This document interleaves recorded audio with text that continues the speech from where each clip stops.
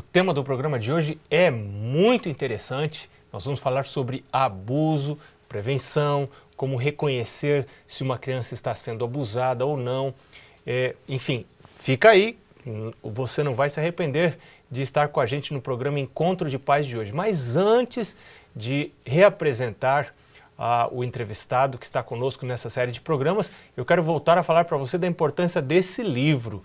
O livro Orientação da Criança tem servido de guia para mim na educação das minhas filhas. Meus pais utilizaram.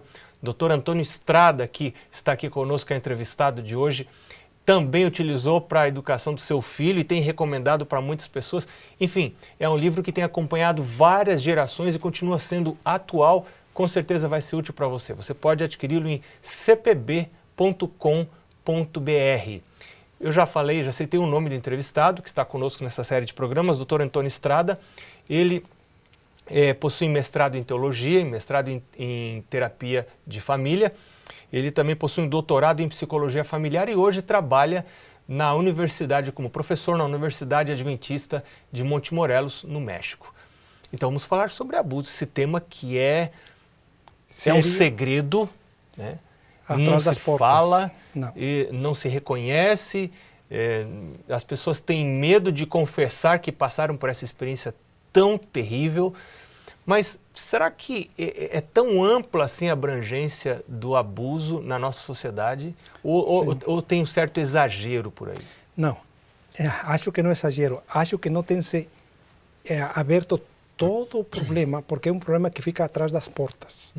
Muitas pessoas, especialmente no mundo religioso, qualquer uma religião, procuram ficar calados. Então, nas igrejas existe também? O problema do abuso sexual para as crianças é um problema cultural, todas as culturas, todos os níveis socioeconômicos, todas as religiões têm problemas do abuso. Então, não respeita fronteira alguma, infelizmente. É assim. Em que ambientes ele acontece e quais as consequências? Acontece em todos os ambientes, Ou seja, pode acontecer dentro de casa? Geralmente acontece dentro de casa. A pessoa que mais frequente abusa é o pai, tios, avós, irmãos, pessoas conhecidas pela família, e o último fica falamos dos estrangeiros, que não são conhecidos pela família. Fora da família. Quem que é mais abusado, menino ou menina? A menina é mais abusada que o menino. Geralmente sofre mais abuso. Há muitos tipos de abuso, é aquele que só fazem tocamentos nas crianças, ou pede que a criança toque no corpo, ou mexa no corpo do abusador, e existe aquele que é mais perigoso, que é o abuso sexual da criança. Não que esse primeiro abuso só do toque ele seja inócuo, ele também é... É considerado abuso desde o ponto de vista legal, e desde o ponto de vista psicológico, isso é o abuso. Algumas meninas às vezes falam, não, mas não passei pelo abuso, só tocou minhas costas, tocou minha coxa. Esse é abuso legal e psicologicamente. Interessante a palavra abuso. A raiz da palavra indica um uso anormal. Tem o uso e tem o abuso, né? Quando uma pessoa tem maior poder, maior idade, maior conhecimento, que a outra pessoa está abusando de seu conhecimento, sua inteligência, seu poder. Agora, dá para reconhecer um abusador pelo jeito do olhar, pelo jeito de pentear o cabelo? Não, de jeito nenhum. Não é por aí.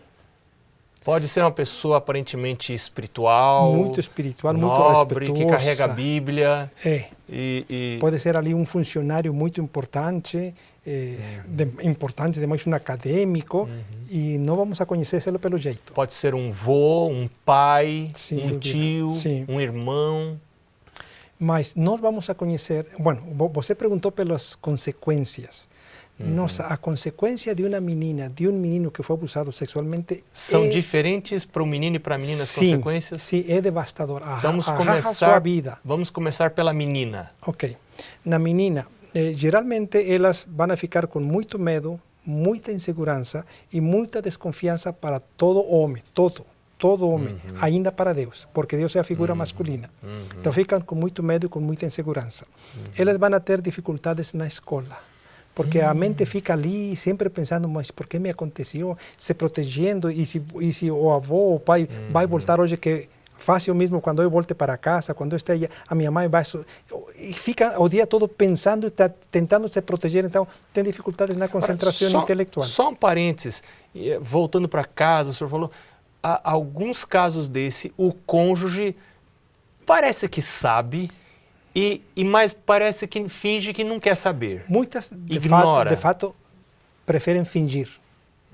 Por que isso acontece? E têm medo a perder o marido, têm medo a que cause um escândalo na sociedade e preferem fingir. Ou tem medo de perder o sustento financeiro. Exato. Algumas vezes. Outras têm alguma ideia, mas... Querem negar. Não, né? mas é também difícil pensar que o próprio marido esteja fazendo isso com a filha. Ninguém sadio não quer aceitar acha, isso. Ninguém pensa que, será que minha avó é tão pessoa tão reta, tão meu espiritual? Meu pai seria o caso, né? A mulher pensando, meu pai vai fazer isso com a minha filha. Ninguém imagina isso, e por isso às vezes ficamos duvidando e preferimos afastar essa ideia. Porque caso isso venha à tona, isso vai produzir um rompimento. Nossa, né? É cruel demais. Agora, o que é melhor? É perpetuar esse abuso ou efetuar esse rompimento? As duas coisas vão causar um trauma, um estresse. Okay. Qual trauma é pior, qual trauma é melhor? Não sempre devemos pensar em função da vítima. É a criança que precisa ser protegida, cuidada e amada. Os adultos já sabemos mexer com os problemas da vida, ainda que doem, ainda que magoam, já estamos preparados. A criança não está preparada, então tudo deve ser em função da criança, da vítima. Nesse sentido, denunciar é bem melhor. É bem melhor. Bom, então vamos seguir, porque eu lhe cortei os prejuízos para a menina. Tá. Então ela vai ficar com desconfiança. E o mais provável é que ela vai virar promíscua sexualmente. Muitas das meninas que passaram por abuso estão lá trabalhando naqueles lugares prostíbulos, de prostíbulo. Muitas delas, a maioria delas passaram pela experiência.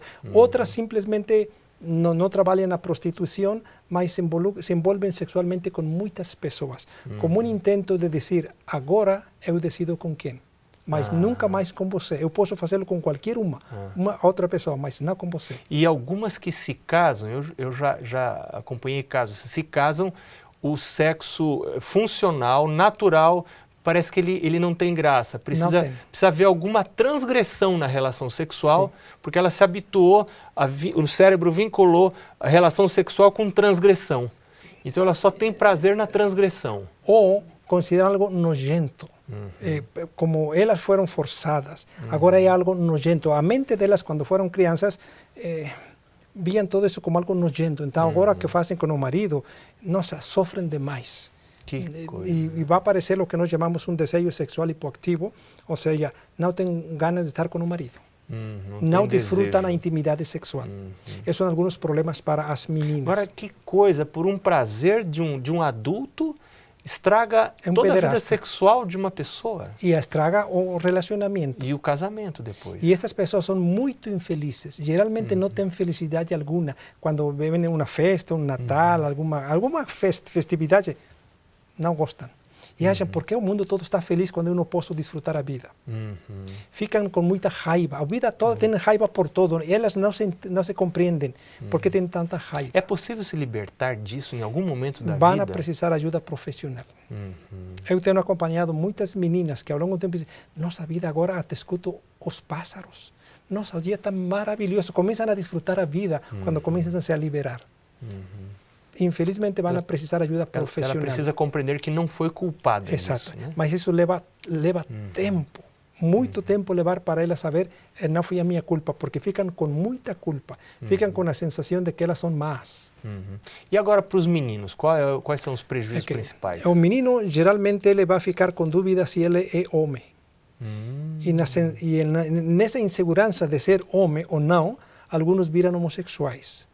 Outros não viram homossexuais, mas vão fazer de sua vida muita promiscuidade como um intento inconsciente de dizer, eu sou homem. Não me aconteceu nada. É homem, apesar do que aconteceu. Exato. E eu sou muito homem. Veja você quantas meninas eu conquistei. Então viram assim. E também fica com muita raiva para a figura masculina. E como Deus é uma figura masculina, ficam com raiva para Deus também. E assim, é o mesmo prejuízo se é o pai ou se é um estranho, Ou é diferente o prejuízo? O prejuízo é maior entre mais perto é a figura da menina. E do menino também. E do menino. Entre mais perto, maior significação tem essa imagem, o dano é maior. Entre mais se repetiu, entre mais longo foi o tempo, maior é o prejuízo. E o tipo de abuso também. O tipo foi mais, falamos de grosso, mais horrível, o prejuízo é maior. Que impressionante. É assim. Que impressionante. Agora, o que fazer no caso que uma mulher descubra que o seu esposo está praticando abuso para com a filha ou com o filho? Ou para um estranho ainda, porque às vezes sabe que o faz com outros. Há pessoas que conseguem se frear com os filhos, mas o fazem com outros. Então vamos fazer diferente a pergunta. Se eu descubro que alguém está abusando de meus filhos, é um vizinho, ou é um chefe meu chefe no trabalho, o que precisa fazer? Denunciar no momento. No momento, porque é um crime se eu fico calado. Eu sou cúmplice. Um crime não só para com os homens, um crime para com Deus. Porque a vida de um filho que está... pertence a Deus. E se a esposa descobre que o marido está abusando da filha ou do filho, é possível salvar esse casamento? Muito difícil. Mas em caso que se possa salvar o casamento, o menino deve ficar longe desse pai. Deve ficar longe. Então, deve ser denunciado. Se acontece na família ou com um estranho da família, sempre devemos denunciar. Se eu sou maestro, professor, ou simplesmente eu escutei que nessa casa o menino está sendo abusado, eu devo fazer a denúncia. Eu não vou comprovar, mas eu faço a denúncia e ali a polícia faz as pesquisas. Tem a impressão que deve ser talvez a última pergunta. Como identifico o caso de abuso? Como é que eu desconfio casos de abuso? Quando a menina... dificilmente o menino ou a menina vai falar. Não. Se chega a falar, aí... Devemos acreditar. Sempre devemos acreditar se o menino fala. Mas os meninos sempre dão algumas dicas. Por exemplo, eu não gosto de estar com meu pai sozinho. Mãe, não me deixe sozinha. Não, eu não quero ficar com meu pai. Não quero ficar com minha mãe ou avô. Eu não quero ir lá com o tio. Não quero. São dicas. Quando têm pesadelos. Quando mudaram de comportamento assim, em forma drástica, é um indicador de que possivelmente estão tendo abusos. E devo dizer, abusa tanto o homem quanto a mulher. A mulher pode ser abusadora também? Pode ser abusadora. Abusa mais o homem, mas a mulher também abusa. Que coisa impressionante. Bem, nós vamos ficando por aqui no programa de hoje. Que Deus nos livre de ter problemas como esse. Não tem solução fácil, mas Deus pode nos ajudar a enfrentar as crises. Junto com Ele, as coisas podem ser mais amenas. Você continua agora discutindo com o seu grupo. As perguntas podem ser baixadas lá do nosso site. E ali tem um PowerPoint com as perguntas. Reúna seu grupo, discuta. Depois partilhe as respostas com outros grupos, se você estiver com vários grupos, aí no seu pequeno grupo, ou na igreja, ou na escola adventista. Um abraço para você. Nós nos vemos no próximo Encontro de Paz.